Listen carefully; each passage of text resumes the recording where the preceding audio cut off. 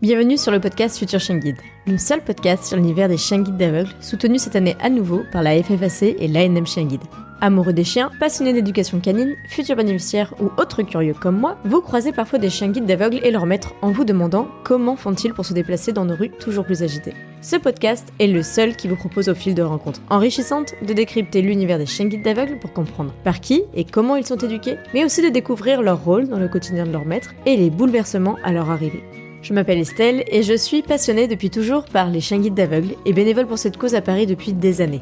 Persuadée que l'univers des chiens guides d'aveugles mérite d'être mieux connu, je vous partage dans ce podcast les échanges que j'aurais tout à fait pu avoir en face à face autour d'un verre avec mon invité. Hop hop hop! On n'avait pas dit que je faisais une pause? Eh bien si, mais comme chaque mois de décembre pour la 3e année consécutive, je n'ai pas pu m'empêcher de vous donner des nouvelles de mes invités dans de nouveaux Que sont-ils devenus? QSID pour les intimes. Alors, étant bien occupée à préparer la saison 5 pour 2024, je leur ai proposé d'enregistrer en binôme, en toute autonomie, selon une trame et 3 questions que je leur ai attribuées sur le bingo Futur Chien Guide créé pour l'occasion. Alors merci à ces 9 binômes qui vous permettront d'avoir des nouvelles de 18 de mes invités chaque vendredi et mardi du mois de décembre. C'est sans montage ni mixage car petite pause quand même, alors très bonne écoute d'ici l'arrivée de la saison 5, début janvier.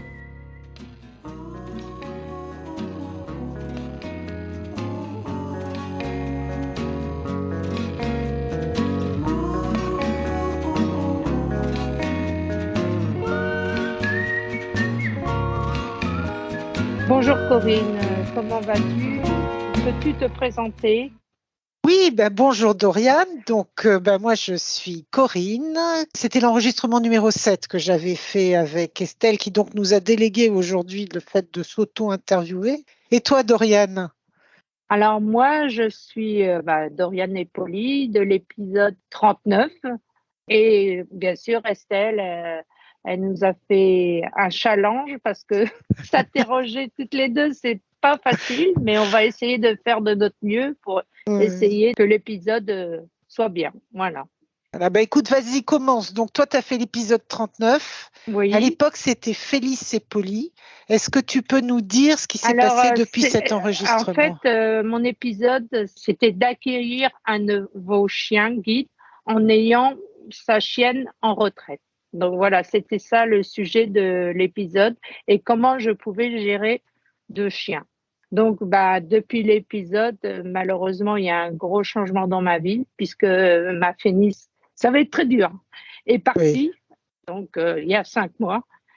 Et je sais que j'ai pu profiter avec elle de la retraite et qu'elle a légué, elle a attendu que je sois en sécurité avec Polly pour partir. Voilà. Donc c'est très dur pour moi de parler de Phénix parce que ça fait que 5 mois qu'elle est partie et puis c'est très dur. Voilà.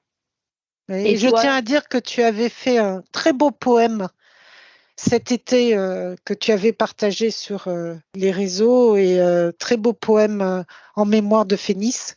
Et je sais qu'on a tous été très touchés puisqu'on te connaît à l'école. C'est ton histoire d'amour avec ta chienne, elle est connue. Maintenant, elle a sa plaque sur le mémorial, mais comme tu me dis, tu me connais, et moi je voulais qu'elle ait une plaque spéciale par rapport aux autres, donc j'ai rajouté un chien avec des ailes d'ange et un cœur. Voilà. Ah, au mémorial plaque, de l'école? Oui, au mémorial, c'est la seule qui a ce petit truc en plus, parce qu'elle a tellement apporté qu'elle méritait un truc par rapport. Bon, ils méritent tous, mais bon, Phénix, elle était extra, et puis voilà. Donc depuis, il y a Polly quand même maintenant. Voilà, heureusement qu'il y a la Polly, oui. Parce qu'elle a été là, donc pour me rassurer, je dis que Phénix, elle a attendu jusqu'au bout que je sois en sécurité avec Polly. Et puis maintenant, ma route, elle est avec Polly. Donc voilà. Et toi, alors, qu'est-ce qu'il y a de changement depuis? Alors moi, ça fait quelques années, parce que je crois que l'enregistrement, j'ai dû le faire, c'était au moment du Covid. Ouais, et donc, alors moi, je suis famille d'élevage, après avoir été famille d'accueil. Et j'ai une chienne qui s'appelle Malice, qui maintenant a 7 ans et demi. Et donc, depuis, Malice a eu ses 3 portées. Elle a eu 2 portées. Et donc là, mon actualité, c'est que le 1er décembre, elle va être stérilisée. D'accord. Et je vais devenir officiellement, je vais pouvoir l'adopter. Voilà, Ah, c'est puisque bien ça. l'école associe systématiquement la stérilisation lors de la mise à la retraite d'une reproductrice. D'accord. Voilà, et donc elle aura eu 3 portées, je crois, en tous 20 chiots. Ah oui, quand même. Et Ouais. est-ce que tu as eu de la chance d'avoir des nouvelles des chiots? Quelques Oui, bon, nouvelles? Oui. j'en ai eu quelques-unes et je sais que la deuxième portée a été un vrai succès. Alors la première portée, ils étaient très grands parce que le mâle était très grand, très costaud. Ils les appelaient les poneys, tellement ils étaient grands. Ah oui, d'accord. J'en ai entendu parler des poneys. C'est vrai. Poney et un peu flemmard, si j'ai bien Mm, compris. mm, Donc, mm, il n'y en avait pas beaucoup qui mm. étaient sur les 6, il n'y en avait pas beaucoup en activité. Par contre, la deuxième portée a été un vrai succès. Je me demande s'il n'y en a pas 5 qui sont en activité sur les 7. Et donc, du coup, la troisième portée, ils l'ont faite avec le même mâle que la deuxième portée. Donc là, ils sont en famille d'accueil, ils rentreront bientôt à l'école. Donc j'espère qu'il y Bah aura oui. plein de chiens guides. Donc, alors, maintenant, elle nous a confié, elle a inventé un jeu, Estelle, c'est le bingo futur chien guide. Ça Et veut donc, dire qu'on nous avons joue. chacune à poser 3 questions aux autres qui ont été tirées au sort par Voilà. Estelle. Voilà. Alors, je te pose ta première question. Oui, ou moi, peu importe. Vas-y, on Alors, va commencer par moi. Vas-y. s'il te restait un jour à vivre avec ton chien, que ferais-tu? Alors, moi, s'il me restait un seul jour à vivre avec mon chien, je pense que ça serait de nager ensemble dans l'océan, parce que moi, je suis une passionnée de la mer. De toute façon, d'ici, quand mon mari va être en retraite, on va repartir vivre en Normandie. Donc, et nager ensemble, toutes les deux, dans la mer, après faire des roulades dans le sable, faire des papouilles, plein de papouilles jusqu'à mon dernier sou. Profiter à fond, voilà. C'est toujours ça, c'est un rêve je l'ai fait avec Phénix de nager avec elle, mais j'ai pas eu l'occasion de le faire avec Polly, parce que Polly, pour un labrador, elle a un petit peu peur de l'eau. Mais maintenant, Oh, ça va un peu mieux. Ah oui, c'est un labrador qui a peur. Donc voilà. Mais maintenant, elle commence à y aller. Donc, mais au début, elle mettait les pattes. Ah non, non, non. Elle suivait pas Phénix. Phénix, quand j'allais en Normandie, qu'elle nageait, comme elle ne boit pas, Polly, elle faisait comprendre à Phénix, mais pourquoi tu vas dans l'eau? Moi, je peux pas. Donc, elle essayait, mais elle attendait. Donc, moi, ta question, quels ont été les retours depuis ta diffusion de ton épisode? alors j'ai eu des retours des copains et de ma famille qui m'ont dit, oh là là, on a appris plein de choses qu'on ne savait pas. Voilà, plein de choses. On ne savait pas que ça s'était passé comme ça. On ne savait pas que tu avais ça dans la tête. Voilà. Et puis l'autre retour que j'ai eu, c'est ceux de mes fils qui n'étaient pas très contents. Que j'ai pu raconter mes histoires de problèmes avec ces adolescents qui étaient un peu pénibles à l'époque. Voilà. Bah, Oui, comme tu as tous été les raconté ados. ça. Voilà. Tu as été raconté qu'on était pénible. Bah, parce que vous étiez un peu pénible, quoi. Voilà. Alors, ah bah tiens, question, on va voir ce que tu vas répondre par rapport à ta première. Que pourrais-tu faire tous les jours avec ton chien? Alors, qu'est-ce que je pourrais faire tous les jours avec mon chien? Tellement de choses, parce qu'elle est toujours avec moi, du coup. Bon, je vais reprendre le théâtre. Je fais tellement de choses que, de toute façon, je peux pas me passer d'elle. En général, c'est très rare. J'ai besoin d'elle. J'ai toujours eu besoin de mon chien parce que je trouve, bon, mon mari rage lassé parce que je me trouve que je suis plus en sécurité avec le chien qu'avec une personne. Et ça, les gens, ils ne comprennent pas. Même à l'école, quand on me guide, je sais pas comment, j'ai peur parce que j'ai dit, est-ce qu'il va pas oublier de m'éviter un obstacle que le chien? Je sais qu'il a été formé pour ça. J'ai confiance au chien. Alors, c'est peut-être bête parce que j'ai plus confiance au chien qu'aux personnes. Et des fois, mon mari est râlé, hein. Il râle toujours. Donc, je C'est pense que beau? j'ai répondu. Oui, oui, oui, oui. Alors, toi, qu'est-ce que ton chien t'a appris depuis son arrivée dans ta vie? Depuis son arrivée. Alors en fait, ce qui m'a appris, c'est à connaître les chiens. Parce que moi, j'avais jamais eu de chien avant et j'étais plutôt chat. Et j'avais peur des chiens. Et en fait, ce que j'ai appris, c'est que les chiens ne sont pas naturellement agressifs ou méchants, bien loin de là. C'est extrêmement rare. Un chien qui soit vraiment dangereux, Non, c'est le c'est maître que... qu'il y a au bout. Oui, c'est C'est ça. Soit il est comme fou, ça disait, arrive quand même, voilà. hein, des Oui, ça chiens arrive, mais dégénérés, soit c'est le maître, parce que fondamentalement, le chien n'est pas agressif et quand tu vas l'entendre aboyer, c'est que souvent il est plutôt dans une posture où il a peur, ou tu vois, voilà, peur, et oui. si tu continues à avancer calmement, enfin que tu respectes le chien, les choses se passent bien. J'ai appris à mieux les comprendre et à ne pas en avoir peur, et j'ai surtout découvert que le problème, c'est pas le chien, c'est souvent le maître. C'est le maître, oui, parce que c'est souvent ce qu'on disait. Je crois que c'est Coluche qui disait regarde ce qu'il y a au bout de la laisse avant de. Voilà, je crois que c'est Coluche qui avait dit ça. C'est tellement vrai. Ouais, regarde ce qu'il y a au bout de la laisse. Donc, c'est pas le chien, regarde ce qu'il y a au bout de la laisse. Et puis j'ai découvert, mais ça c'est ce que tu viens de nous raconter, c'est que le chien est quand même capable d'un amour inconditionnel par rapport à son maître. C'est incroyable. Et puis c'est vrai qu'ils sont protecteurs, ils font attention à nous, ils vont faire tout pour pas qu'on tombe. En général, oui, un bon chien, un guide, c'est son rôle. Il va faire tout pour. Moi, je m'arrivais sur les deux, refuser un ordre, que ça soit fini sous poulie, pour me mettre en sécurité. Et moi, je comprenais pas pourquoi. Et refuser l'ordre, j'appelle ça la désobéissance. C'est-à-dire que je donnais l'ordre parce que pour moi, il n'y avait rien, et elle refusait de le faire parce qu'il y avait un danger. Donc, ça m'arrivait 2 fois, que ça soit pour Phénix, enfin, plusieurs fois, mais bon, les deux l'ont géré très bien.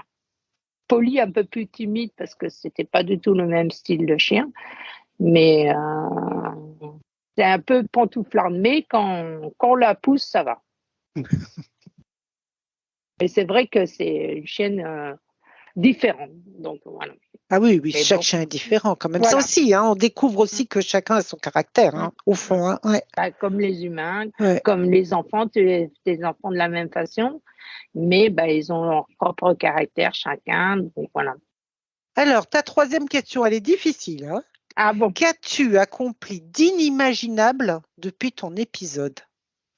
Alors ça, c'est vrai qu'elle est difficile. Alors d'imaginable, si. Bon, il y a un truc que je fais avec Polly. Polly, elle a décidé, avec moi bien sûr, parce qu'on me l'a montré avec ma petite fille, de nourrir les chats errants. Donc je pars avec mon harnais et qu'on fait tout, on va nourrir les chats errants. Donc on fait tout le tour de ma ville. Chaque coin, elle sait où se trouvent les chats errants, donc il faut que je leur donne à manger. Et après, on repart à l'autre parcours, on redonne à manger. Heureusement qu'elle ne connaît pas les autres où il y a. Sinon, je passerai ma journée à aller nourrir les chats, parce qu'il y en a dans tous les coins. Donc voilà. Après, l'imaginable. Mais c'est quand même incroyable. Un chien qui te guide pour aller nourrir des chats. Ah oui, mais même mon mari m'a suivi, parce que c'est une chienne qui marche à très lent quand même. Enfin, elle n'a pas une vitesse assez rapide. Mais par contre, quand je lui dis, on va nourrir les chats, et mon mari, l'autre fois, il est venu avec moi, quand elle sait qu'elle va arriver, parce que je lui dis, on va aller nourrir les chats, parce qu'elle sait, parce que je prends les croquettes, je prends les pâtés, donc voilà. Et quand on arrive au lieu des chats, voilà, elle met le turbo, là, il faut la suivre. Même moi qui marche vite. Et puis, hop, elle m'emmène devant les chats. Alors, les chats, au début, quand ils voyaient un chien, ils s'en allaient et ils crachaient. Parce que bon, il y a un chien qui arrive comme ça, puis c'est des chats quand même sauvages. Mais maintenant, ils commencent à s'habituer parce qu'ils ont l'habitude de la voir maintenant. Donc, l'autre fois, j'étais avec une dame bénévole que j'ai montré parce que ça, les gens veulent voir parce qu'ils sont étonnés. Et du coup, il y a un chat qui commence à s'habituer. Il attend. Bon, il mange pas encore, mais il reste, il s'assoit et puis il regarde et il attend qu'on soit parti pour aller manger. Et c'est pour ça que j'ai les deux mères Teresa vont accomplir, mais ils risquent pas de manger de faim parce que si je repasse par là, elle veut nourrir les chats. J'ai dit non, les a nourris ce matin, on va pas faire que ça. Donc voilà.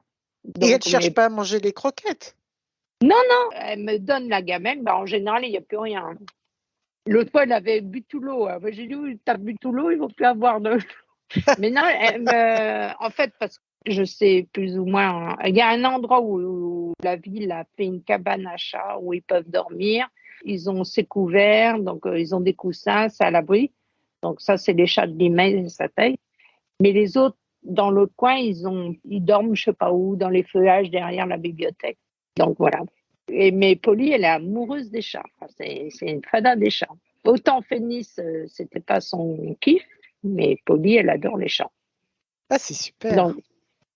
Donc heureusement que c'est pas qu'il y en a d'autres ailleurs, parce que moi, il y a tous les coins, parce que tous les gens nourris.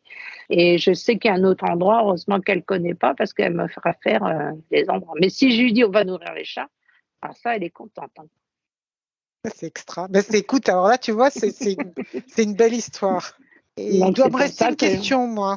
Alors, qu'est-ce que tu as appris sur toi et ton chien depuis ton dernier épisode? Qu'est-ce que j'ai appris sur moi et mon chien? Ce que je disais un peu tout à l'heure, hein, c'est toute la connaissance, la découverte des chiens, des maîtres aussi. Hein.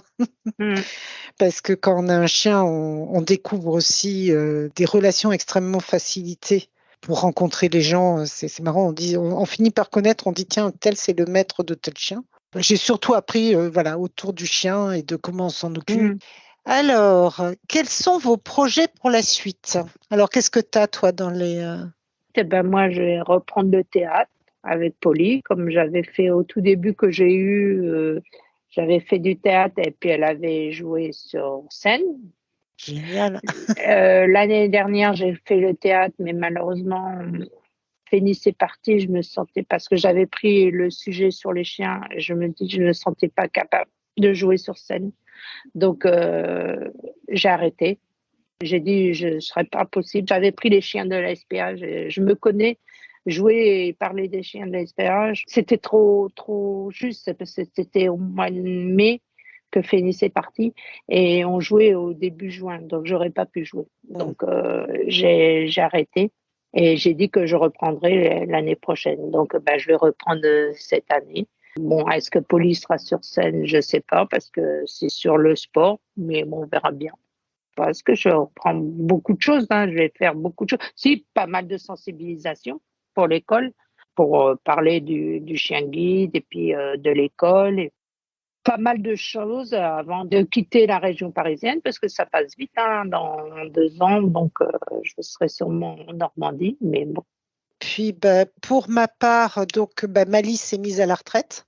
Donc, elle a 7 ans. Donc, nous, notre questionnement, c'est de toute façon, évidemment, on la prend, on l'adopte. Hein. Par contre, ça veut dire que du coup, on va sortir pendant quelques années de la vie de l'école.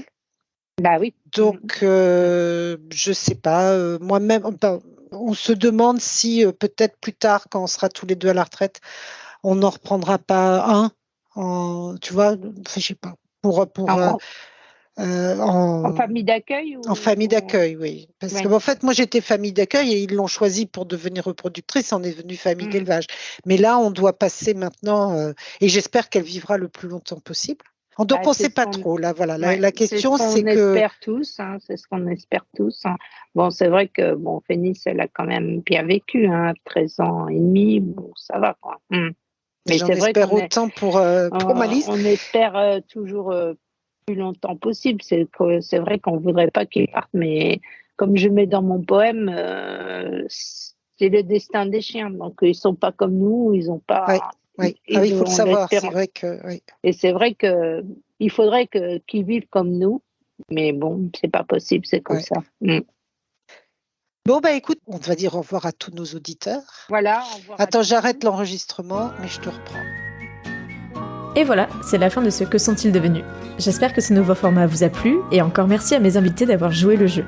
En tout cas, n'hésitez pas à me dire ce que vous en avez pensé sur mon Instagram, @futurechienguide, ou sur estelle@futurechienguide.fr. Et à l'occasion de Noël, faisons briller tous ensemble le podcast en mettant une pluie d'étoiles et des commentaires sur vos applis de podcast préférés. Je les repartagerai en 2024, alors cette fois, c'est à vous de jouer.